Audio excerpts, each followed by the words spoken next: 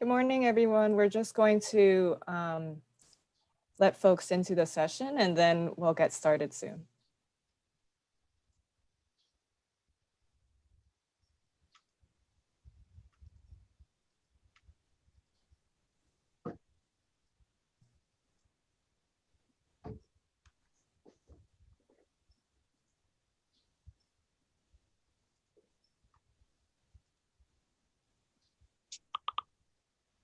Okay.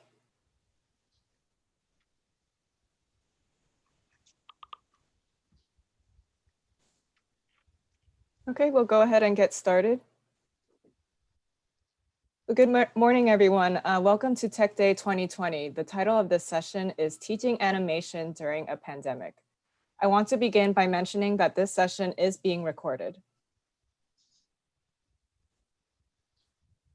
This session is sponsored by Epson. Epson is one of the world's largest manufacturers of printing and imaging equipment. For more information, please visit epson.com. You may also learn more at Epson's virtual vendor booth tomorrow between 12:30 p.m. and 1 p.m. At the end of this session, please fill out the prompted survey to be placed in an opportunity drawing to win a photo scanner donated by Epson.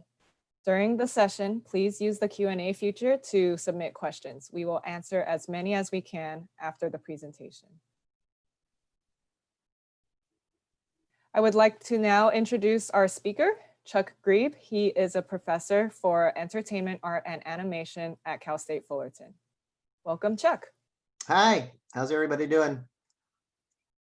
Good, I hope. I am going to, if it's all right, take over now? Yes, Awesome. You may share your screen. So welcome to the session on teaching animation during the pandemic.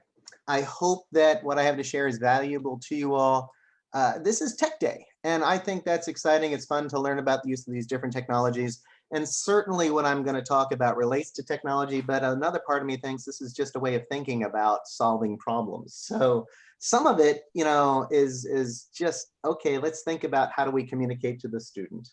So we'll see how much of it really relates directly towards maybe specific tools. You might already be familiar with them. And this is me in my COVID teaching uniform. It seems like these days I don't even put shoes on. The challenge is, how do we get what is a studio art class, which is defined by an in-person experience with significant one-on-one time with the students, in-person demonstrations, one-on-one small group and class critique. And when we got hit with this in the spring, it was a dramatic transition to go from having that opportunity to sit down in a classroom with students, and suddenly we're separated so much by distance and even the tool set that we have available to us. The classes that I was teaching might be different from what a lot of other folks are accustomed to teaching. They're relatively small, 24, 25 students in the class, and we're using specialized computer labs. All of my courses were scheduled in a room that had projection equipment, and more specifically, high-end computers running fairly expensive and unique software packages, and even more specifically, the Cintiq. Now, the animation classes I teach often deal with drawing. The drawing we do these days is not with pencil and paper so much as it is directly into the digital tool set. And the Cintiq is a hardware system where you've got a monitor and a stylus. In that photo, you can see that's the stylus sitting on the table in front of the monitor. And that stylus allows you to draw directly on the monitor itself. It's pressure sensitive. You can paint, you can draw. It can function like a mouse, but it transcends a mouse in that it also emulates the behavior of a pencil. And so we've got labs outfitted with these Cintiqs, and the students make use of these labs during lab time to work on their projects, as well as in class. When the pandemic happened, and continuing into this fall semester and into the spring, suddenly these Cintiqs are sitting there inaccessible to our students. So how are they going to do this? What are they going to draw with? Well, you know, I'm disappointed. My little GIFs are not, oh, there we go, it's playing. Surprisingly enough, a bunch of them maybe went back to paper and pencil because when it comes to drawing, paper and pencil does work exceptionally well. However, we still had to get these images into the computer, and they had to be able to do this with technology that the student had available at home. So I created some video tutorials and put together packages of information that I put up on Titanium, showing the students how they could use technology they had at hand, their smartphone, their iPad, a scanner if they had one, even a web camera would be sufficient. And I created these tutorials to show them how they could then set up at home a system that would allow them to digitize the animation art that they were creating. So that was a very quick little kind of two-step. Okay, how are we going to ensure that this experience that we've been enjoying in this classroom with this state-of-the-art technology is going to be able to continue without access to that technology? How can we still address these principles and ideas with paper and pencil? And you know, one of the nice things is we've been making animation with paper and pencil for 100 years. So it entailed looking at, okay, the tools that we have been using and how these new tools like smartphones would allow a student to kind of have a film studio in their own house. But an even better replacement tool was the iPad. And a lot of our students have got iPads, which is great, and I do too. And I remember way back when the university started giving us iPads. And at first, I got to confess, I was cynical. I looked at the iPad as kind of a toy. But almost immediately upon reception of that tool, I found it revolutionized the way that I was teaching in my classroom.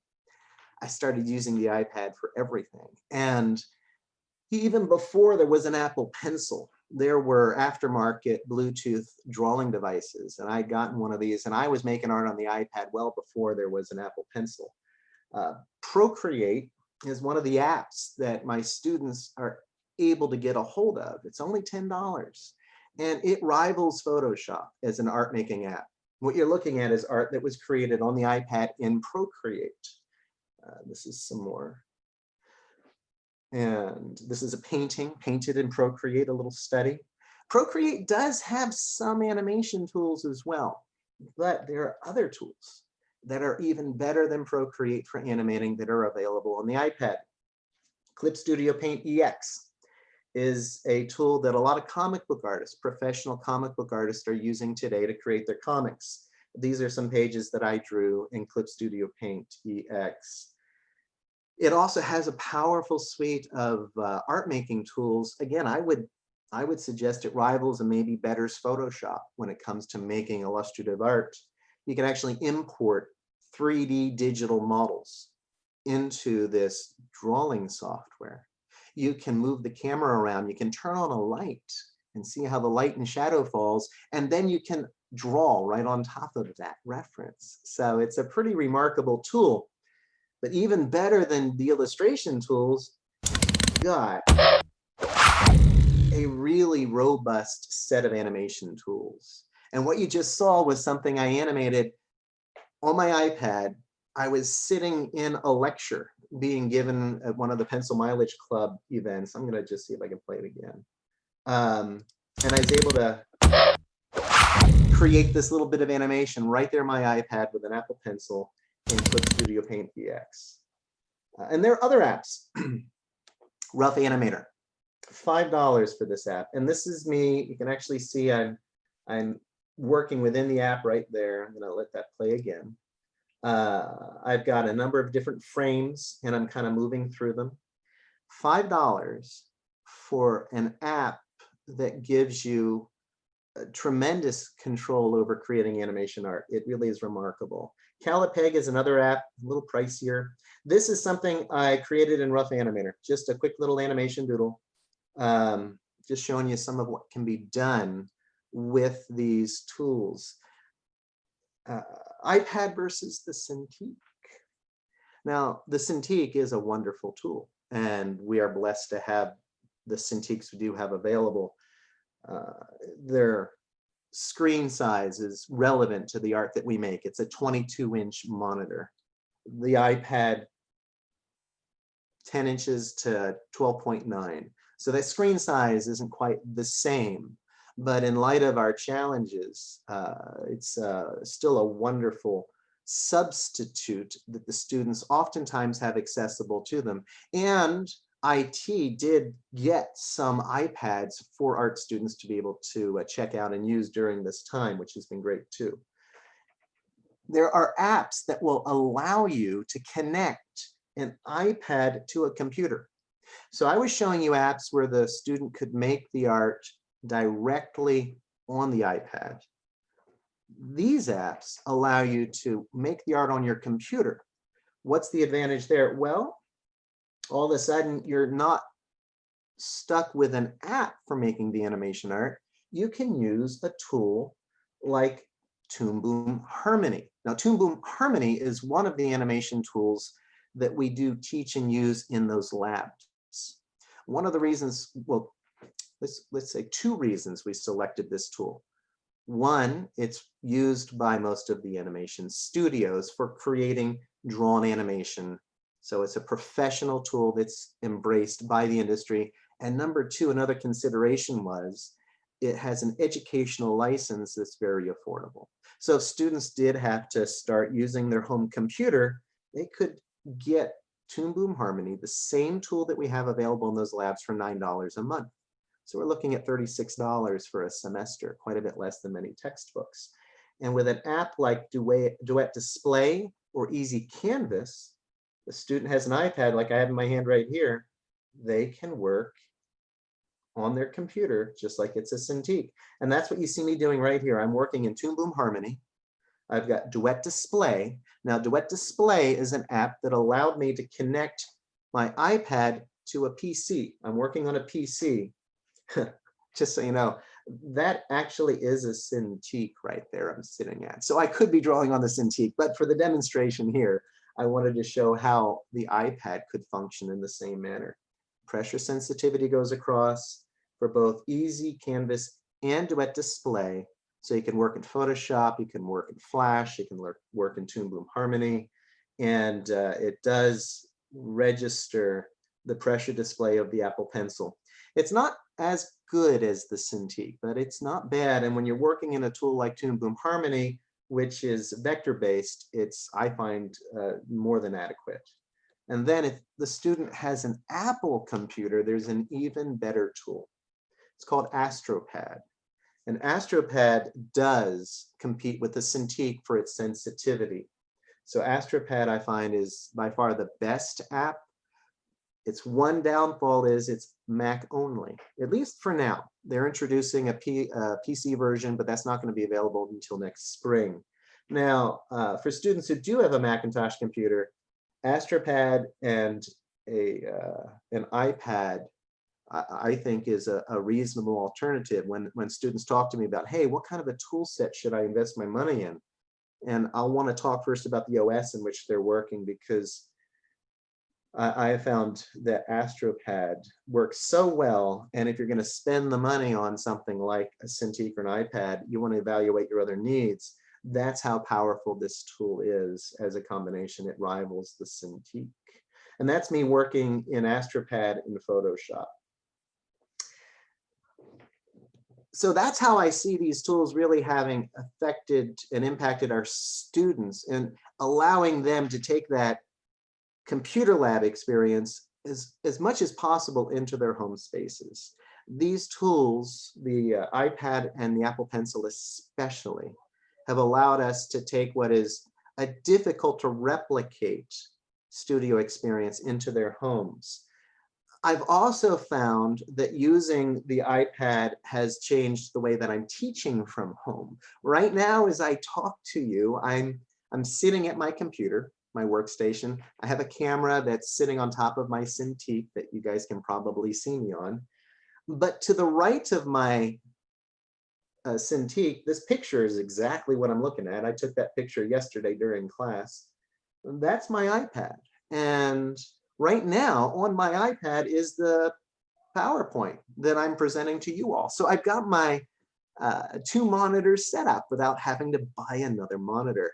These apps, this is Duet Display that I'm using. Both Easy Canvas and Duet Display allow me to use my iPad as a second monitor. And it may not seem like a big thing, but it's actually been tremendous in helping me to organize my workspace as I teach. Um, it allows me to have all kinds of other things working on my main monitor while I've got maybe my presentation, or maybe it's the, in this instance, what we're looking at here is we use an internet-based pipeline tool called Shotgun. It's used in the animation studios to collect student work and to look at it. Well, I've got the Shotgun that I'm displaying on my iPad, and that way I can put up a roster, I can put up my grades or whatever I want to put on my main screen. Now, right now I've got both of these are showing the Shotgun display because I don't want to put up the grades for everybody to see. But you can see some of my students over here. This is Zoom, and this is what I'm going to share. Actually, no, those are the grades. You can't read them though. I've got the grades on the iPad. I've got Shotgun over here on my main monitor, and I'm going to share the Shotgun information with the students as we look at their work. So I found that Duet Display and the iPad have been fantastic in helping me to maximize my own teaching space. And if you haven't figured anything out yet, I love the iPad. It's been a wonderful tool. I really think it's practically a self-contained studio. So I went from being very cynical about this tool and then finding that it revolutionized the way I taught in the classroom, and then became a tremendous crutch and support when we went virtual with the pandemic. And it also has helped my students tremendously to have this tool available too.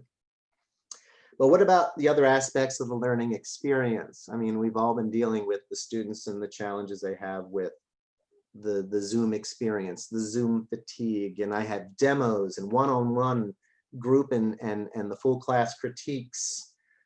Zoom has been a tool that I found to be really useful. By the way, that drawing there was one of my students.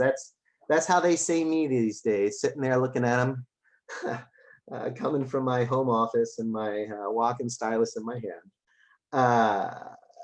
For PowerPoints like this, for discussions, you know, I don't have the chat open, and I should.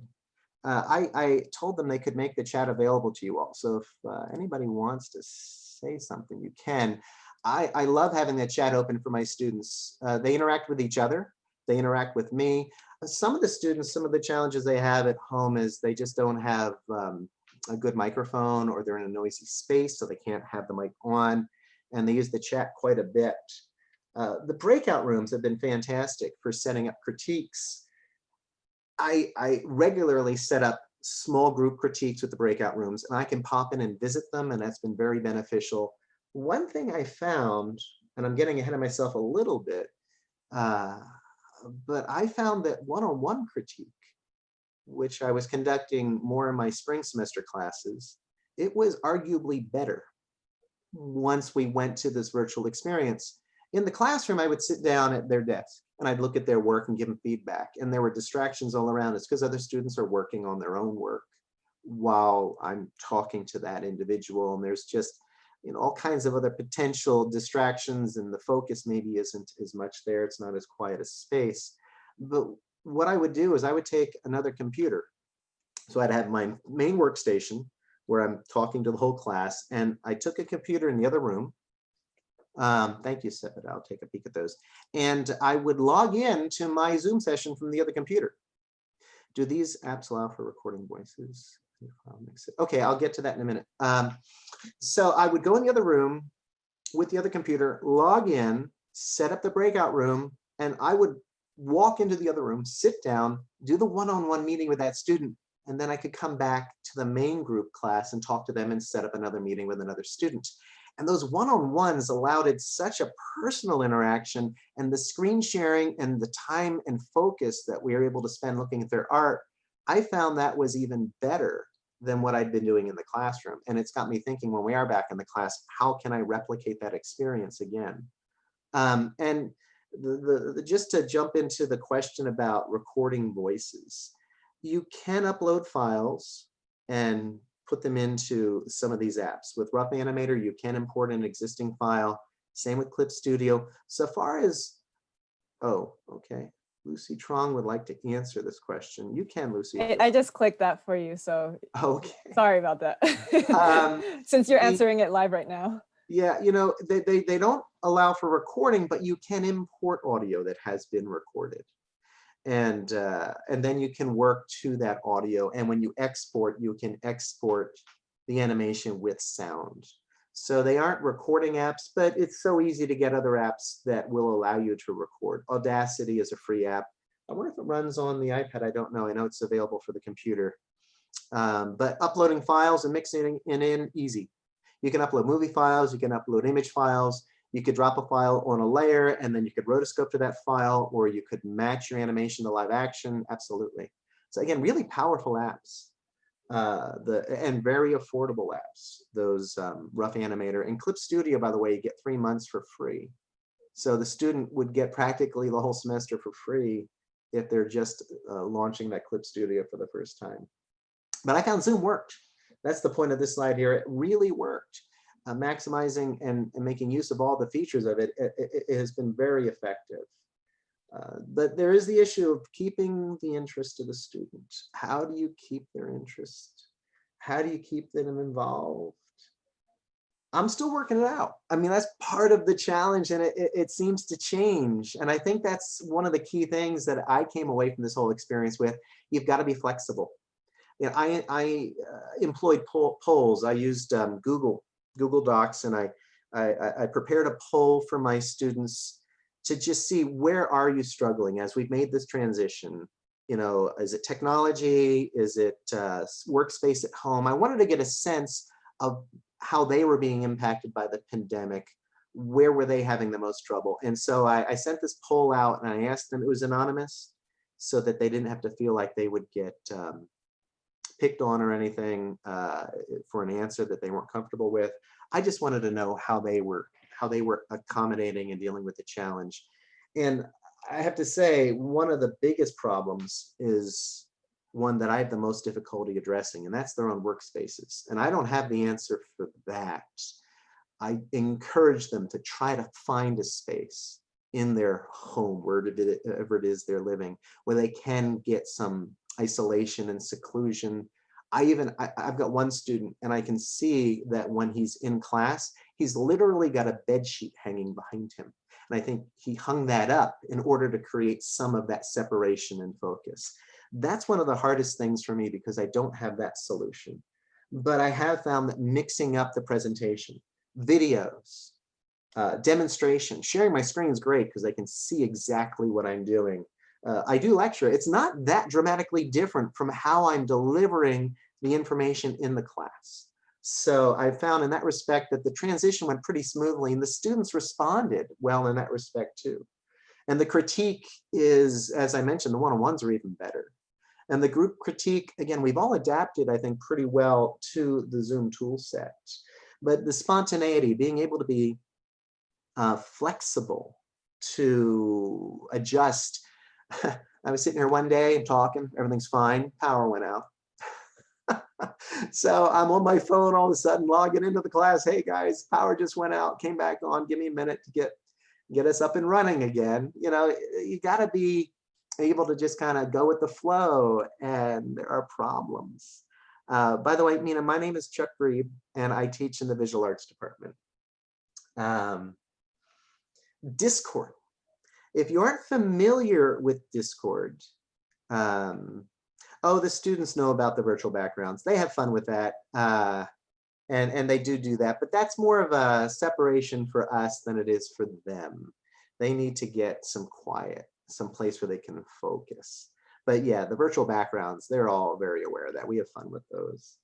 But Discord, if you aren't familiar, it's a tool that's very popular with the gamers. In fact, my son helps me to set up all my servers. This is one of my servers right here, Principles of Animation. And this is something, it's a private, it's controllable. It's not like Facebook. You don't have all these ads, and you don't have to worry about other people coming into the space. Many of the students are already familiar with it, and it's a great place for building the community that we can't have in the classroom. They ask for it, they want it. They're saying, hey, can we get a Discord server? I'm like, absolutely. So I have them for all the classes. These Discord servers, and one of the neat things about the Discord server is the students continue to interact with each other after the semester's ended. So I'll have new students this fall, but there are students from the spring who are in there answering questions and building an even more, I think, involved and connected community of these animation artists.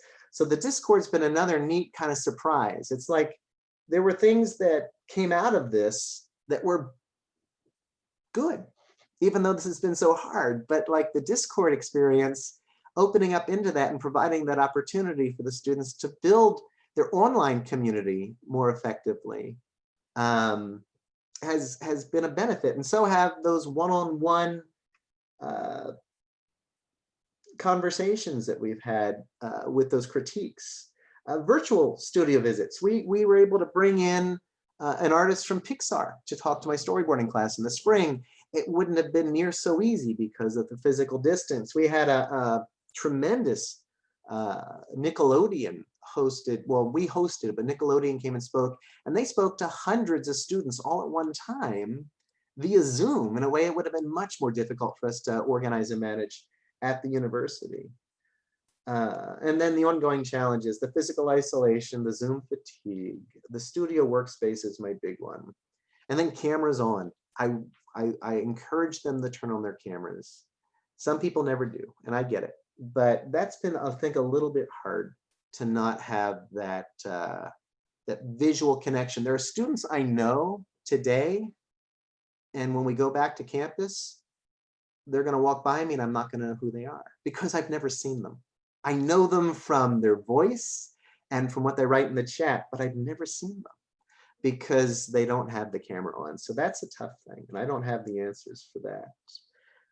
I would say my conclusions are diversify your resources. I immediately had to start diversifying the tool sets that my students would be able to use and how they could use available resources to be able to meet the experience of the class without having that lab, that high-end specialized computer lab.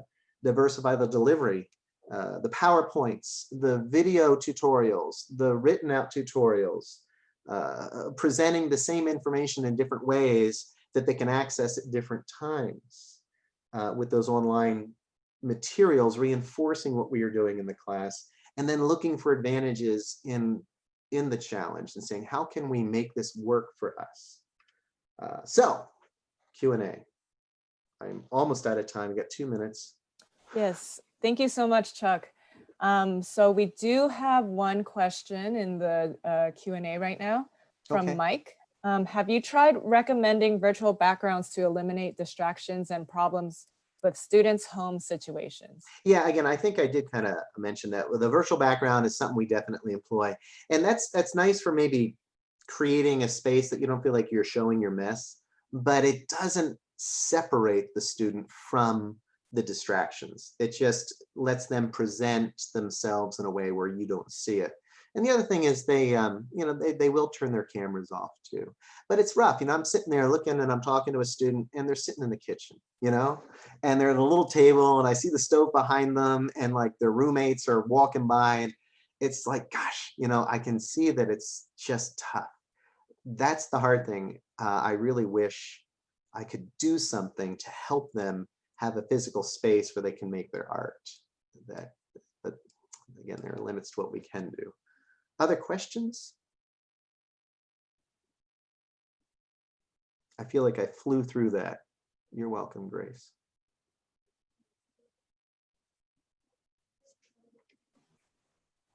Any other questions? Feel free to just drop them in the Q&A. And I just want to say thank you to everybody who came to listen. Appreciate you participating in Tech Day. And thanks to IT for putting this all together for us and so we can share resources.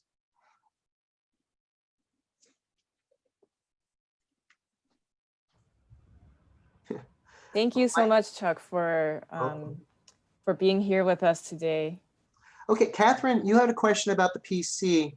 For the PC, the app that I used to connect my iPad is called Duet Display. I'm going to type it into the chat here. I'm going to send it out to everybody, and it's called Duet Display.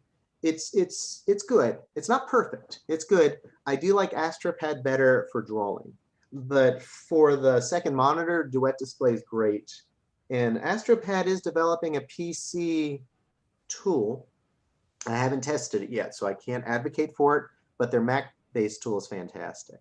And Duet Display is good. And so don't get me wrong, it's good. You can probably, I think you can get a free version to try out for a little bit and see how it works. There is another one called Easy Canvas. I've tried Easy Canvas out and it's okay. I think Duet Display's got a better feature set and works a little better. Hey, thanks. Willie put the link to Duet Display into the chat. I've tried a number of these tools just to see what would be best for my students. And AstroPad, again, is easily the best for the art making. And Duet Display I'd put second. And I would only do Duet if I just didn't have a Mac available. Oh yeah, I use Titanium right now. I wanted to transition to Canvas, but there was just so much going on and I didn't get my courses until the beginning of August into Canvas. And I needed everything ready to go for the semester. I wanted it ready before then. So the Canvas transition is definitely happening, but I use the LMS extensively. I honestly thought that might be a given, but yeah, I've got all my materials on Titanium right now, and I interact with the students quite a bit there, in addition to using Shotgun for collecting and reviewing and annotating their work, and Zoom for our classroom experiences. Cintiq's common for an industry professional to own. Yeah, actually, a lot of professionals do own Cintiqs, and with the pandemic, almost all of the animation studios, oh, I'll get to the virtual lab question in just a minute. Almost all of the animation studios said to their artists, because animation's popping, by the way, the animation industry didn't shut down. If anything, it got busier because a lot of other entertainment shut down. And the studios told their artists, come into the studio, you can check out a Cintiq if you need one and take it home. And most of the animation studios allowed artists who didn't have them to take their Cintiqs home because that's the tool we all use. And a lot of industry professionals do own them. You saw the one in my picture. That's an old Cintiq. I've had it since 2006. That's the nice thing about them. They tend to last. And my wife also is an animation professional and a teacher here. She also has her own Cintiq. It is common for us to own them. And I would say, is the iPad sufficient? Today, more and more, I would say yes. And more people are looking at the iPad as an alternative to the Cintiq. And there are animation and illustration professionals who are electing to get an iPad Pro and a pencil instead. So, oh, yes, Willie, you are correct. You can use Sidecar. I'm sorry, Willie, I meant to mention that. Sidecar, Willie's mentioning that if you've got Catalina on your Mac, there is a tool called Sidecar that allows you to do what I'm doing with a Mac. However, Willie, I gotta say, it's terrible for drawing. It just, if you want to draw with it, you're just going to be fighting it the whole time. You got to push so hard to get any response, but it does work very nicely as a second monitor. So yes, that is a good point. Sidecar is available, but Duet Display and AstroPad are far superior for the artist. And someone asked about the use of the virtual labs. Now, we did set up, did set up virtual labs for our students, allowing them to log in from their computer and access a much more powerful system on campus. That seems to work quite well when the students don't need to draw, but we don't, at least at this point in my testing, have something that supports pressure sensitivity and drawing in a manner that's fast enough for it to actually function a way that is acceptable. But when our students are doing some of the 3D digital work where they're interfacing with a mouse, or if they're interfacing with a tool like Premiere or After Effects, where again, it's a mouse, it's not drawing, I encourage my students to definitely use those virtual labs if their system at home is not up to that spec. And for those of you who are still here, IT has been fantastic, I think, in doing what I was saying here, being responsive and trying to shift and address the challenges that we are facing with this pandemic, and providing a variety of tools and resources to solve this problem. And I've got a question about Fiverr and Upwork. You know, I don't know about a lot of students doing that. I don't have the best impression of those services. They tend to push to the lowest common denominator when it comes to price. And if someone has a negative experience on Fiverr, they can really slam your reputation. And I don't know, there's been a lot of I just think that Fiverr and Upwork have some problems when it comes to how artists end up getting paid and treated there. So I don't tend to push them, and I don't know a lot of people using it. The animation industry is in Southern California, it's predominantly union, which is great. And I really encourage my students to try to make that connection with a union studio and to get that work, because the union does a great job of protecting their interest. Benefits package is great, and the pay's good, and they help, I think, keep the industry stable, because they're countering what the studios are doing and making sure that they are accountable. And I think it's been good for the studios as well as the student and the employees. So I really encourage my students to make connections at those major union studios, and they do. A lot of people are like, oh, how do you get started at a big studio? Shouldn't you start at a small one? Not in my experience. And a lot of these studios have internship and training programs. The smaller studios tend to be more focused, and they've got a small group of experienced professionals they are accustomed to working with, and it can be harder to get work there. So anyway, any other questions for me? How we doing, folks? Lucy? If there are no other questions, I believe we can end the session. Okay. Well, thank you again, everybody. I feel like maybe I rushed a little bit, but I got through it all, and I'm glad for that. So I hope it was worth your time. Thank you so much, Chuck, for this session. And thank you, everybody, for joining us. Please do remember when you leave the session to complete the survey when prompted, and you will be entered for the opportunity drawing that way. All right. So have a great rest of your day, everyone. You too, Lucy. Thank you, Chuck. All right.